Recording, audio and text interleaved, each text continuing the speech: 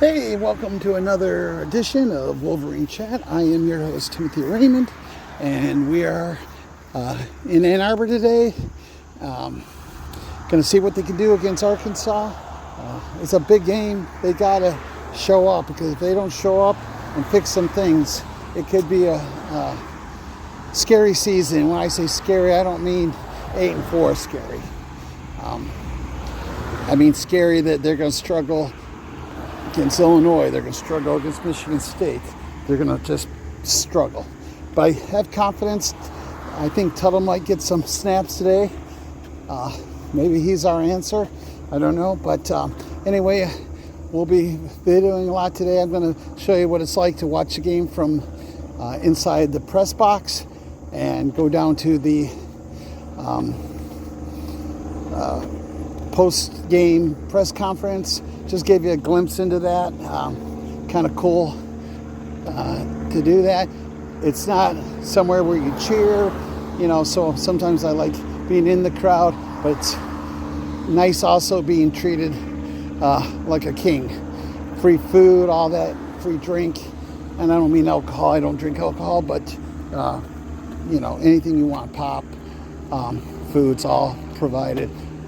So anyway, go Blue.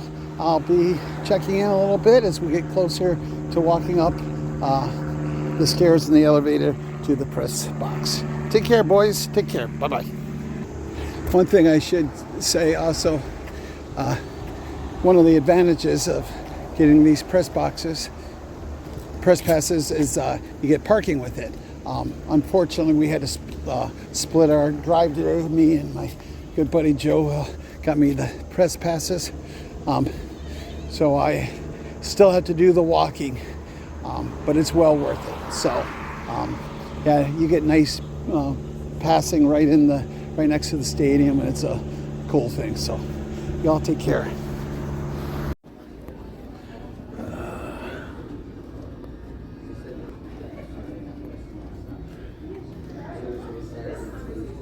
There we are. 46 and 47. We're in row A. Pretty cool.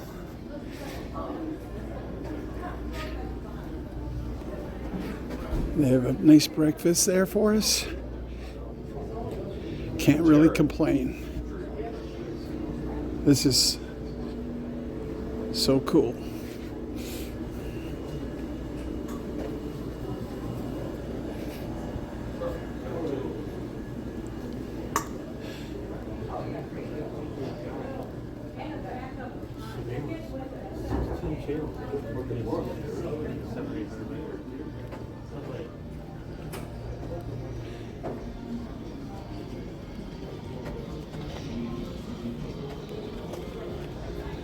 Hey, where are you? There you go. Looking at the big house from an empty big house right now. It won't be empty for long. Excuse me? Oh, yep. Thank you.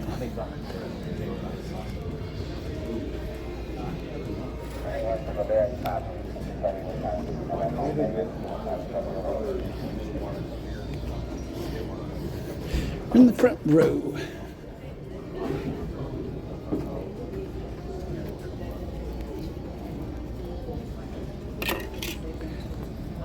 There we are.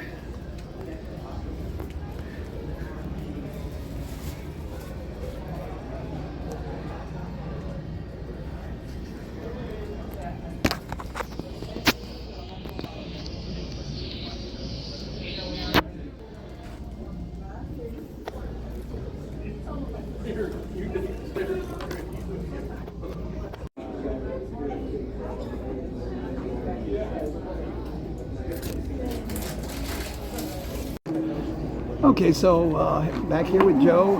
Again, Joe, thanks for the hookup in the press box. It's always a fun and unique way to watch a game, and I'll be treated like this. Anytime you need somebody, you let me know. But sure. So before the game starts, give me your thoughts. What happened in Texas last week, and what you expect to see, and what you hope to see against Arkansas State. I don't remember a football game happening last week. Yeah, I heard there was one. I was gone, so I don't know either. I assume they won. But. yes. No, you know what?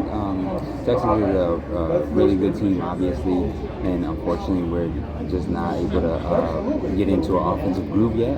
Hopefully, that happens this week. That's what I'm really excited about. I know you like predictions, and so I know, and I know you don't like giving predictions. yeah, I don't like giving predictions, but I'm gonna go with 42-0. You know, that's I said 35 on my thing, and I got more people say, how is Michigan going to score even 35 points? So I'll take it if that's that. Do you think Warren is? Are we going to sink or swim with Warren this year, or you? What I think so. I think Coach Moore is the kind of guy where if he shows confidence in you and he gives you that nod, then he's going to ride with you. For sure, obviously he's showing something in practice that gives them that confidence to roll with him. And so let's let him develop. We've had QBs over the years that had to develop throughout the season, and it just seems like Warren is no different. So and we went, with Cade McNamara. He was a serviceable quarterback, did some good things, and went to the championship, went to playoffs with him. I think these guys are capable of that. I don't think they're even to Cade's level right now, but they'll get there. But I wish I had Orgean more for one play and a run. Give the kid a chance. Put him in for a whole series. See what he can do. Let him play. And if he can't, he can't. But let's see what he can do in a real game. Because right now he comes in, everybody knows what's going to happen against Texas. That guy didn't have a chance. Yeah. So, and I think that'll happen this week, where he'll get a lot more reps in live action, and I think it'll be a good excited to see. This is an important game to fix things. If they don't fix things here, then it could be. I'm already worried, but it could be really scary if they don't do something here. But we were just talking about James Earl Jones. They did a nice tribute to him, and he's recording. Go ahead, you get that. And there's nothing like watching the team get up. That is, I don't care how many times you see this. It's magical, isn't it? It's they've literally seen it hundreds, and it's still you hear the fight song. They hit the banner. There's nothing. Yeah. And at halftime, I know you want to talk about a special man in your life who tragically passed away this week. We'll talk about that at Michigan halftime. icon, yep. So for sure. If you want to go ahead and mention who that is. Yeah, his name is Greg Harden. He was a mentor while I was here. He meant a lot to the U of M athletic department and just the U of M overall in general. So thank you for giving me that time to speak. Absolutely. We'll talk at halftime and you get more detail about. I know mentors are so important in this world. Somebody you can just look up to, we'll see you guys at halftime. Go Blue. And we're back at halftime. Michigan's up 21-3. A little better feeling this Saturday and last Saturday. A couple poor passes, a couple interceptions, but overall, Michigan's looking pretty good, especially running the ball. Joe, your comments, your analysis?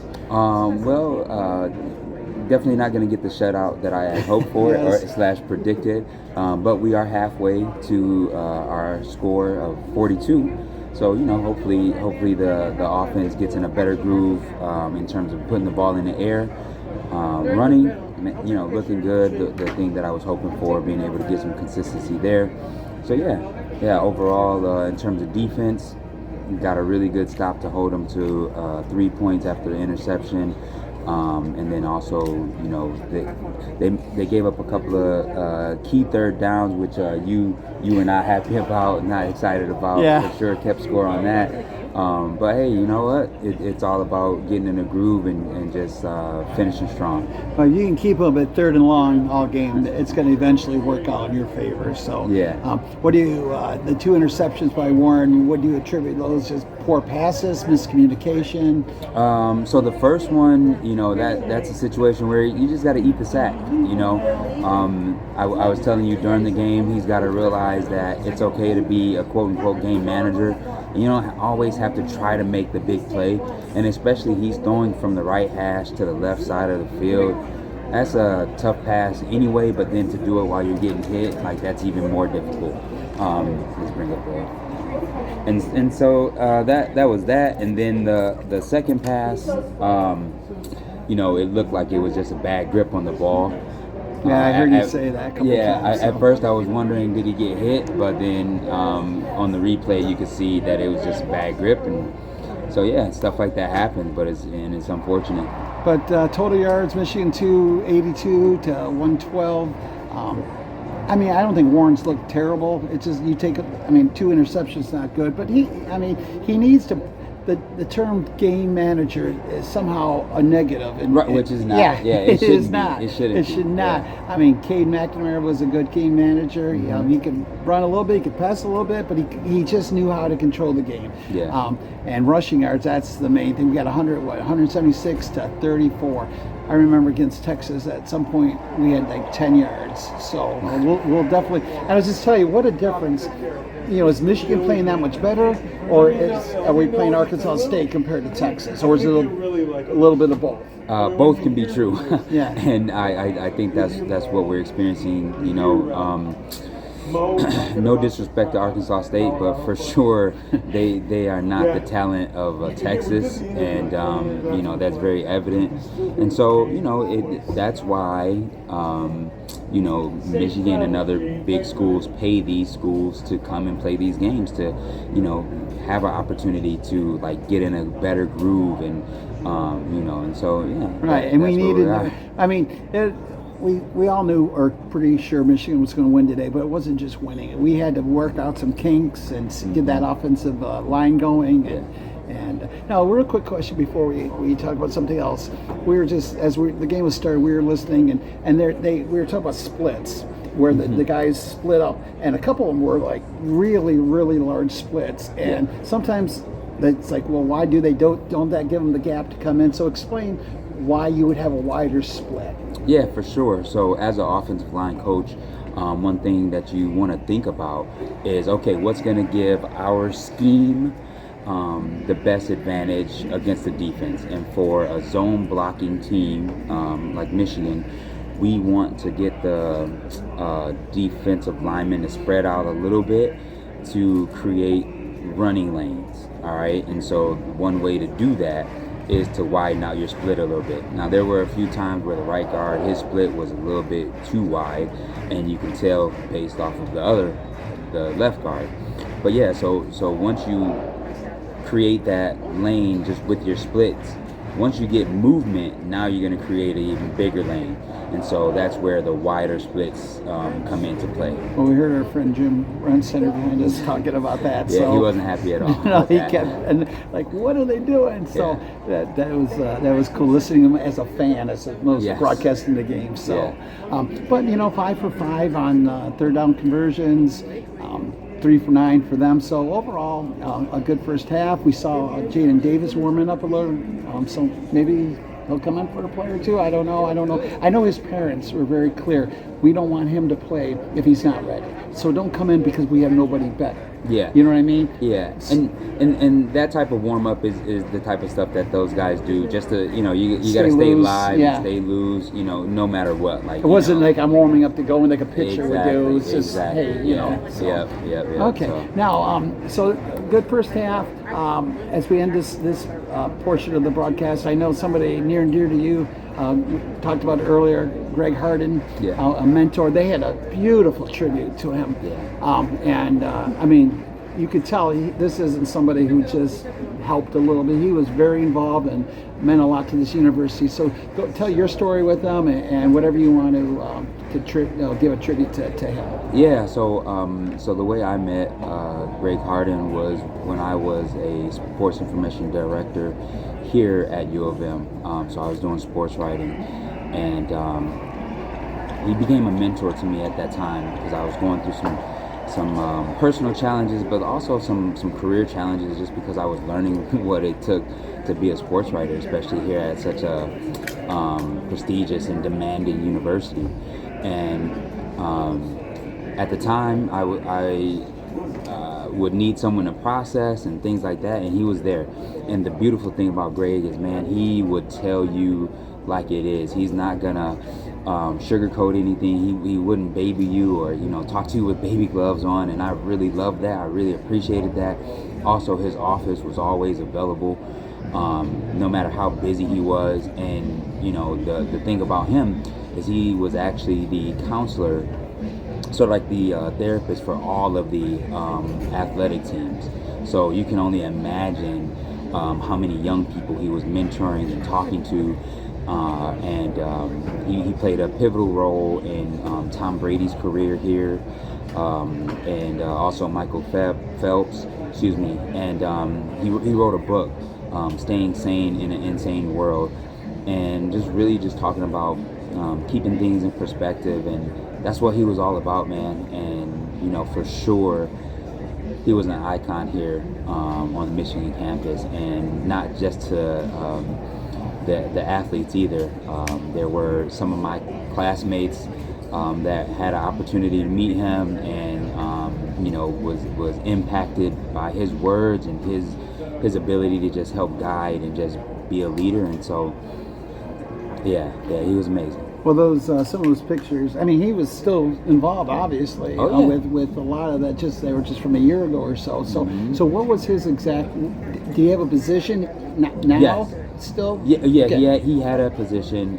He was administrator, and for sure he was a big role at the school here.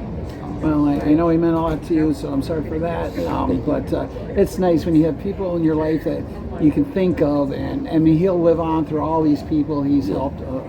So yeah, he was actually the reason why I looked into becoming a therapist, because of the therapeutic conversations that we had, and I knew the impact that it had on me, and so I always hoped to be able to do something similar for people. And so and you are.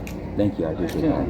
Yeah. You certainly are, Joe. So Joe and I have become fairly close friends over the last couple. I met him doing lawn care. I worked for a company, and he was on my road, and we started talking and talked about football, and that was it. So So I knew that he had connections here in Michigan, so that's why I went to his house. It had nothing to do with your lawn. So right. I don't even think he provided me any lawn service. No, I'm kidding. Yeah. So anyway, well that's a great story about you and Greg, and we'll look to see what happens in the second half. Hopefully next week. Real quickly, USC. What? I don't need a prediction. Thank you. Thank you. But just what do you think the game's going to be like? I think it will be a very competitive game. That's a start, right? Yeah. I think it's going to be one of those things where it's going to be another test for us. In my mind, USC is not a Texas yet. At the same time, they're what I would call a tier 2 team where, they're not competing for a national championship, but for sure they're going to be in a strong bowl game, possibly in the playoffs. And that'll be a good challenge for us. I think that'll really show where this team is at after Nebraska. Texas early in the season. I mean, just getting the guys going, but at this point, we've got to look competitive against USC. We can't get blown out, and not just blown out. The way they looked against Texas, it was hard to watch. So yeah, hopefully our defense gets in a groove, and as well as offense, man. But yeah, for sure. We're going to definitely have to bring our A game. Absolutely. Those guys. Well, we'll catch you guys after the game. Hopefully it'll be a Michigan victory. I'm sure of that. And we'll keep doing this. It's kind of neat to go through all the ins and outs when you're in the press box. It's totally a different type of thing. You can't really cheer. It's hard for me to. I do a lot of fist bumps, but it's like I said, I will be treated like this anytime. So thank you again, Joe, and we'll talk to you guys after the game. Okay, and we're back after a Michigan 18 victory. That was kind of I don't know what to feel. I mean, they dominated as far as yards, 435 yards to 280, rushing 301 to 58. I know we had talked about how important it was to get that running game going, and they did. Khalil Mullins had 153. I don't have the stats right in front of me. Totally 152. And what did Donovan was 82. 153 and 82. And 82. Donovan, was 4.8, and Khalil was 10.2. So they got that going, and honestly, at the end of half, I thought the game would end up being about a 40, just about what you said, 42-3, 42-10. Yeah. But those last two touchdowns really kind of is it okay to feel like down, like, or should we feel good? What do you feel? What's your feeling about Michigan football going forward? So I try to look at this stuff like with my coach's lens, you know, and one thing I think about is, man, walking away from the field 1-0 and healthy, you Yeah, know, right. And then when I put on my fan hat, I'm like, man, you really would have hoped for a lot more points. You know, obviously I was hoping for a shutout, 42-0, but that's also why I don't like to do predictions. Right. Yeah, I don't know why you do predictions. Yeah, right. What am I thinking? But for sure, you know, a win is a win. You know, when you look back in history, there's no such thing as like, oh, this is the ugly win column. But if there were, for sure, this would go in there. But you know, it's definitely a lot for those guys to learn from, and you know, they'll look at film and they'll grow. And I'm hoping that next week Orji is the guy to start, just to give him a full chance. Yeah, that long pass. I mean, he was off a couple yards. That was. He's got an arm. I mean, he can throw the ball. I don't know. I don't know why we wouldn't start at Orji. He had a couple good runs. Like I said, the first half wasn't too bad, and we dominated on those last two touchdowns. I said just before they scored, and the third down. How many third downs were they third and over 10 yards? I mean, we talked about probably at least 5 or 6. Is there third down efficiency here? 7 for 19. So it's 7 for 19, but a lot of those were penalties. I mean, 3 of them on the first series. yeah, and 3 of them on the last. So plus whatever. But if they had stopped him there, they tackled him in the middle of the field. It was our ball. But then penalties, and it's just, I mean, not that it matters, but it does, because I think these guys, they don't want to give those last 2 touchdowns. They want to feel like they dominated. I mean, so I don't know. Like I said, it's just kind of a meh, you know.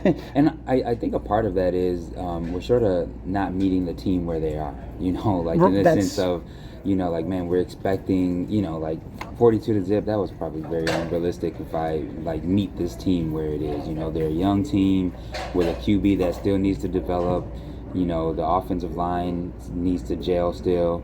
You know, and I'm thinking about it and judging them from who they were last year. Yeah, it's hard not to. Yeah, for sure. But like, you know, if I can be realistic, it's like, all right, man. Yeah, they were not a 42-0. We're not, you know, it's not a 42-0. But I mean, the way they were running through them in the first half, it was looking good. I mean, they were blocking the holes. Warren was hitting some of his passes, but man, those 3 interceptions, every one of them was on him. They were not just a misread or a court, you know, they didn't Getting connect. hit or something like that. They were one of them. Still, yeah, he just heaved but it up. he heaved it up. Why would he do that?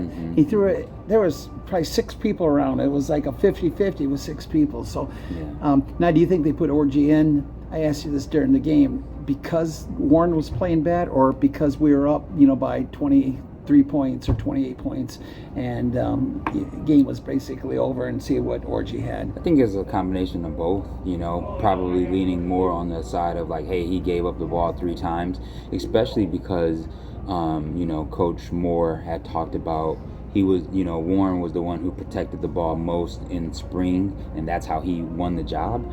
And so when you look at that, obviously, as any coach, he values protecting the ball, but to give it up 3 times, like, that's, you know, hey, you got to come sit next to me after that. Yeah. Well, so what did we do good? What are you happy about? And what are we shaking our head again about? Defensively, I think one thing that we did pretty well was we played really stout against the run. Yes. You know, I'm shaking my head about those third downs. I mean, 7 for 19, like, statistically, yeah, it doesn't sound terrible. It doesn't sound terrible, but you can't give up 3 in one series. Yeah. You know, and they were long third downs, 3rd and 20, 3rd and 15, things like that. So that's something I'm shaking You my worked head so about. hard to get them to 3rd and long, and then give up like, a penalty. come on, let's get off the field. And then offensively, I'm happy about the run game. Very dominant. You know, you see your quote unquote power back had the explosive plays, and then the explosive running back had the grounded out type of game, which is, you know, pretty good to see. And then you obviously shaking my head about the turnovers. That's pretty rough. You hate to see three interceptions in one game, let alone against, again, no offense, but You're right. against But Arkansas they State, are who right? that's like you always said. That's why they come in here and get paid millions of dollars, for us to get right. Yeah. And we did on some things, but other things it was like we were really close to really having a dominated performance, but just on the scoreboard it didn't happen, and that was disappointing. I would have loved to sit in that Warren or Orgy's last pass. That wasn't a terrible pass, just outshot him by a little bit. I thought it was a good call. I like to see him open it up a little, give Orgy maybe 15 yards, open the playbook just a little bit. But yeah, for sure. He, in my mind, he seems like the type of kid who, like, man, if he can be consistent in the quick game, short passes, 5 to 7 yards, within that range, man, let's roll with him, especially because of his running ability and the ability to use the read option, with him to run the ball. Like, you definitely love to see that type of stuff. Do you want player stats? Yeah, no, you're good where you're at total. Right. But I mean, if someone would tell you 435 yards to 280 and rushing yards 301 to 58, time of possession, what was it? 34 to 26, and that was a lot more than that to those last two drives. I mean, and someone said the score is going to be 28 to 18. We'd be like, there's no way it's 28 to 18. Yeah. So, I mean, I feel good about the stats, but they just didn't have that instinct to put them away and stop them on defense. And like I said, it's okay. Yeah, it's for sure going to be interesting to see our pass defense versus USC, because statistically, giving up 222 yards out of 280, it doesn't sound like a ton, but again, when you look at the caliber of guys that they're facing, it makes you wonder, like, okay, did Michigan play down a little bit, or are we just not as dominant as we would hope? And so for sure it's going to be a test next week against some very top-tier athletic young men. Well, if they can pull out next week, I mean, the whole season, to me, if they beat USC next week, the whole season goes from here. It changes the trajectory. It changes everything. For sure, it changes the trajectory. But if we lose and lose big... then we got to start changing our hopes. I was jokingly saying that, like, hey, listen, if we might have to start focusing on just winning the Michigan State game, and toilet bowl. And which we'll see. But anyway, they won. They had a good run game. I'm glad with that. And head down to the press conference and see what they have to do down there. Thanks again for joining me today, and we'll chat again. And you guys have a great day, and we'll talk to you down in the press conference. Take care. Usually when we take care of football, we win. So that's what we're going to try to do. Right now, Mitchell's successful day with running the game, 12 yards in particular, his first career 100-yard game, 3 rushes over 3 yards. Where have you seen him take a step forward this season? I mean, I've seen him. I watched him last year. I think he averaged like 6 yards a carry last year. So it doesn't surprise me. He's running the way he is. He just needs all the opportunities, but when you got to play for him, it's a little different, So he's handled it very well. He had less carries than Donovan, and I mean, he had 153 yards and averaged 10 yards a carry. So I mean, the guy's just a workhorse, but Donovan's no slouch. He ran hard, physical. Cologne just made some big plays when he's there. So proud of both those guys. On the left hand, Julie. Sharon, what goes into the decision when you have Crippen in there versus Don or vice versa? Yeah, we thought competition. I always talk about competition, and all those guys definitely know that. It goes back to the last 3 years. When I was coaching in the line, it was always whoever practices the best is going to play. And just right now, those two guys are both practicing at the same level, but practicing pretty good. So you got to still give them the opportunity. So Greg got the opportunity, so did Dom. So we'll see how the film looks. And also on Davis, after the third interception, what's his reaction to that? And do you tell him, you're sitting? He's disappointed, as you think he would be. So for him, but his attitude and the way he carried himself with the other guys was outstanding. But he knew that he couldn't do that and put the ball in harm's way. But he was as positive as could be. Back right, Reiner. Going back to the discipline and the penalties, considering where the team was last year, why do you think it's gotten to this point where you're having turnovers and you're having penalties? Yeah, well, it's a different team, but we gotta be better at it. It's plain and simple. There's not really an excuse for having those issues. We gotta be better at it, and it's my job to make sure we are, and that's what we're gonna continue to do. And then given that it's week, you're going into week 4, I mean, how concerned are you that the quarterback is an issue at this point? I wouldn't call them an issue. We're gonna go to work. So we'll get better as we did in the running game last week. We'll get better in the passing game, and we'll continue to strive forward. Right here, Steve. Sure, can you assess the play of Alex Orji today and the option that he presents? Yeah, he played well, had the overthrow, but, wanted him to just let it rip, get some confidence and let it out there. And did a good job just managing it and taking care of the football, which is the number one thing we want our quarterback to do. So, we'll see where we go from there. Back middle. Coach, you mentioned that Tuttle was back throwing this week. Is Yeah. he an option to go next week? We'll see. Just, not a doctor, so I'll let the doctors figure that one out. You guys have anything else for Coach Moore?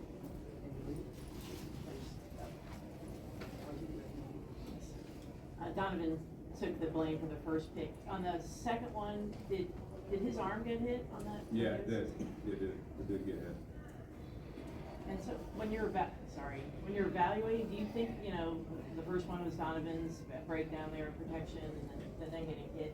How much? Yeah, I've never played quarterback, but I can probably assume that if you get hit, it's gonna affect your throw. No, but- So, yeah, I think that's part of it. That's part of getting, that's part of it, and that's why he stayed in the game. But, the last one was just an air-parent throw, so, had to make a change. All right, Zach. With Tyler Morris out and Colton Logan out for the second half, how important was it for Marlon Klein and Fred Moore to make some of those being made, and also to keep their growth? I know they had strong ball hands. Yeah, it was huge. We've always had a lot of confidence in Marlon, and still do, and I think he's gonna be a really good player, and he's continuing to show that in the run and the pass. So confident in him, and Fred has been doing this since last spring, so it's good for him to get into the game, get confidence going, and add to the depth of the room. But the other guy that we've really been high on, and had his first touchdown with Kobe Hanson, the guy that's just all camps just made plays, and we're just like, well, when it's his time, he'll be ready. And he stepped in there and made a big play, so I'm happy for him too. Liz. Especially with the 2 late Arkansas State touchdowns, how would you assess the depth across the defensive unit and the performance of guys? Yeah, when you look at the whole game and you look at the 1s and 2s, the 1s and 2s went in there. Besides the first drive, I think they didn't have a lot of football plays, and they didn't have a lot of successful plays. But we went in more, and we got the 3s, we got the 4s in, and those guys didn't finish to the depths of the first 2 groups. So I dressed in the locker room. We know we got to finish as a team, and the ones in I think thought the first 2 groups did an outstanding job and played our type of football. We're gonna go to the front, Clayton. I was gonna ask about that, I guess the first defense played outstanding. Yeah. What did you like the most, and just talk about the way they responded out there? I just thought they all did their job. They did exactly what they were coached to do. They weren't trying to press to make plays. They just made them. Coverage was sticky.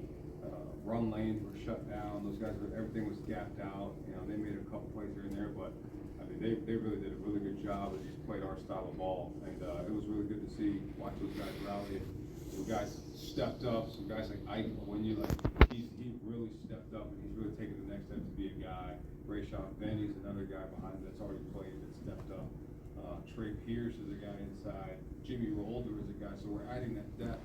Amir Hall made a big play in the red zone, batted the ball down. So you're seeing guys take the next step on defense, and it's great to see. And we love the competition. Everybody loves the competition, either, but we need the depth, and those guys really help on defense.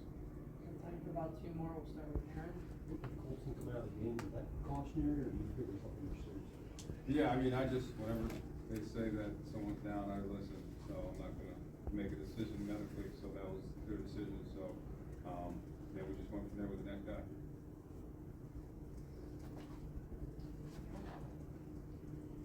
You have one? Yeah. Obviously you saw it in training camp, but now that you've had an opportunity to see Coach Martindale run the defense against like a variety of offenses, how impressed are you with how he's kind of adjusted his NFL schemes and tendencies to what the structure already was here in kind of personnel? Yeah, I think he's done a great job. I think especially today, made some adjustments and things we did, some coverage adjustments. play adjustments, and even the style the way he did it, I thought he did a great job of handling it and making plays. And you know, like I said, a lot of the breakdowns and the 3s and 4s were just guys not doing their job, and it's a whole collective deal. It's not a one person deal. So we got to do a really good job coaching. We got to do a really good job playing. But I thought he's done an outstanding job out today. It was really, really good, and you know, we'll see, watch the film. All right. Appreciate it. Players here in a minute. I would take all of them for us. This gave me confidence. I was on this practice. I was trying to make practice so hard that the game come easy. I was talking to Roman on the phone. He was just saying how he got in his groove. So I just was working hard at practice, being deliberate in practice, being intentional in practice, and God gave me the ability to come out here and have a good day. So I did. Second row on the left. Throughout the last few years, staple of this offense has been kind of the wide receivers being really good in the blocking game. And it seemed like the wide receivers are blocking really well today. Just talk about how important that is for you guys and what you saw from the other receivers and yourself in terms of blocking for the running backs today. Yeah, I feel as though we emphasize running, no block, no rock. That's what Coach Cepeda says. So we always block our tail off every day. I know all my guys gonna put their face in the fit. So I don't have no doubt in my mind what the receivers gonna do. I know. And it's not just feeling your way out there, it's you're playing the game. So I think that's just a message for them, is just to make sure when you have the opportunity, just make sure you're playing the best game that you play. Anything more, please, gentlemen? Cool. Just take the preparation that we do each week for this next game. I feel as though this is a big, defined game for us, but at the same time, they're gonna have to line up the same as we do. So I feel as though as long as we play our game, execute, and have fun, it's gonna be a win, regardless. Anything final for these last two? Later on mistakes or picks or whatever it is, I think just like when we go out on the field, like we're in the huddle and calling out new play, like for the start of the next drive, it's like everyone knows like it's a clean slate. It's like we're just attacking that drive, and you can't dwell on past mistakes. I think that's a lot of big credit. And also coming off the Texas game, a lot of concerns about the run game. How much of that did the offensive line put on your shoulders, getting it going? Yeah, no doubt. Yeah, I mean, we definitely all week, you know, obviously like huge emphasis, like have to get the run game going, have to bring the physicality, because obviously that opens up, you know, everything else for the offense, what we're able to do, and you know, that's always going to be our number one priority. Anything final for Josh? Which is the back right there, Reiner.